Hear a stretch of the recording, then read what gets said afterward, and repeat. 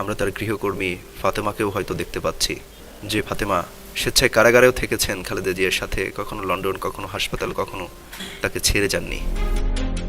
একটি জীবন যা 17 বছর ধরে অন্য একজন মানুষের জন্য বিলিয়ে দেওয়া হয়েছিল, আজ হঠাৎ করে হারিয়ে গেছে সব।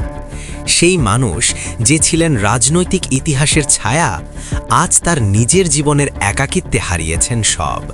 ফাতেমা বেগম, খালেদা জিয়ার নীরব সঙ্গী, তার হাতের ছায়া।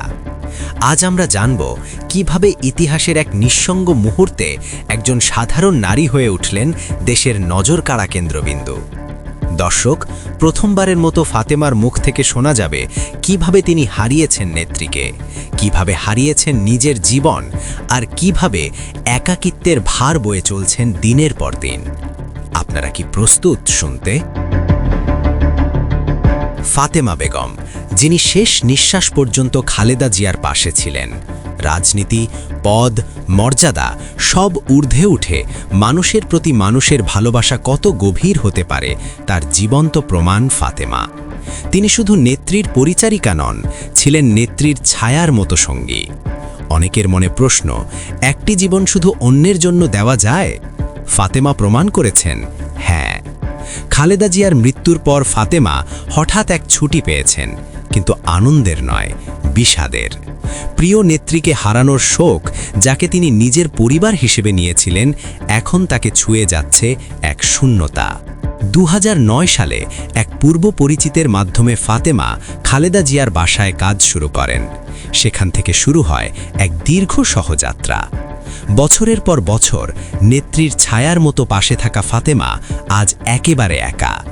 বাসা, হাসপাতাল, কারাবাস, যেখানে খালেদা জিয়া সেখানে ফাতেমা।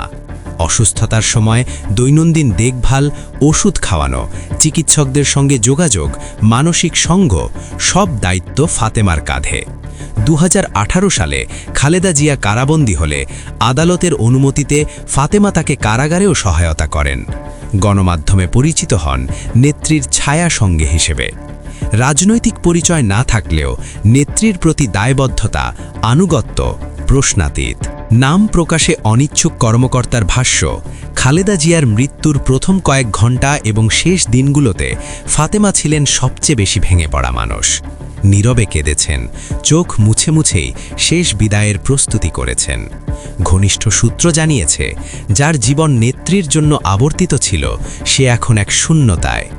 দৈনন্দিন রুটিন, দায়িত্ব, জীবনযাত্রার উদ্দেশ্য সবকিছু নেত্রীর সঙ্গে জড়িয়েছিল। ফাতেমা শারীরিকভাবে স্থিতিশীল হলেও মানসিকভাবে গভীর শোকে আচ্ছন্ন। অধিকাংশ সময় নীরব, কাঁদছেন। খালেদা জিয়ার ব্যবহৃত জিনিসপত্র নাড়ছেন। মরদেহবাহী গাড়িতে এসে দেখছেন। মনে হয় নেত্রী স্মৃতি এবং দায়িত্ববোধ এখনও তাকে তাড়িয়ে বেড়াচ্ছে। ফাতেমার বাবা ঢাকার শাহজাহানপুরে ফার্নিচারের দোকানে কাজ করতেন।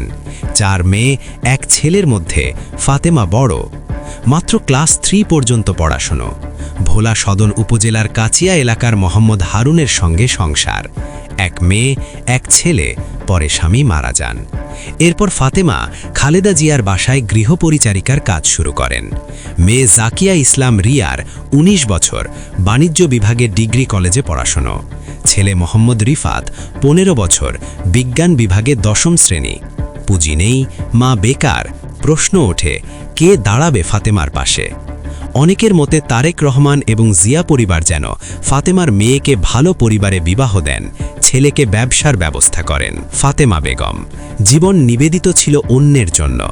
আজকে তিনি নিজেই বাঁচার পথে হাঁটতে পারবেন, নাকি এই নিঃসঙ্গতা তার জীবন ভেঙে দেবে? দর্শক, প্রতিটি মুহূর্ত আপনাকে প্রশ্ন করবে, মানুষ কি সত্যি নিজের জীবন পুরোপুরি দিতে পারে আর বেঁচে থাকতে পারে? ফাতেমা বেগম আজও নীরবে ইতিহাসের সাক্ষী। আজও আমরা জানতে চাই, কিভাবে একজন সাধারণ নারী হয়ে ওঠে দেশের নজর কাড়া কেন্দ্রবিন্দু। যদি আপনি চান তারেক রহমান ফাতেমার পাশে দাঁড়াক, কমেন্টে লিখুন ইয়েস। ভিডিও ভালো লাগলে লাইক দিন, চ্যানেলটি সাবস্ক্রাইব করুন।